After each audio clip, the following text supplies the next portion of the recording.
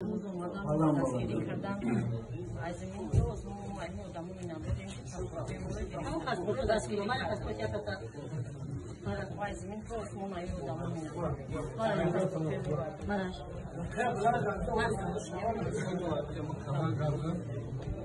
موقع بچه های تاجی یا 10 نفریم در اینجا در این طریق فلجی نگاه که دفته خدا پروردگار بچه های همین تاجیکا سخاوتمنداش بسیار است آدمای با دولتش بسیار است آدمای دارندش بسیار است دستگیری کده ما اینوز پاسپورتمون در دست موندیده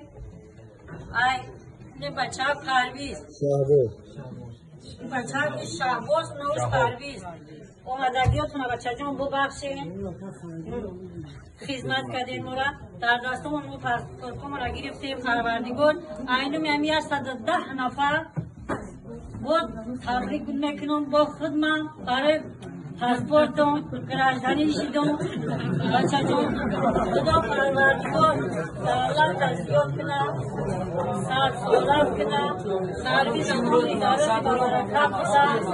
در خود بایگانی تو نه ایده زیاد کنه امری دارد کنه من همی توجیبای استفاده من این روز ما اینه وقت فرد اصلا خوب شدم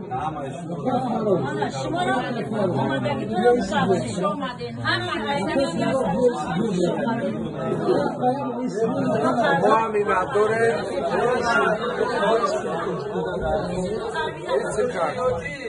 خدا همون پرویزم پروردگار برکت بده اکای نایی فرقدم امی داروش بده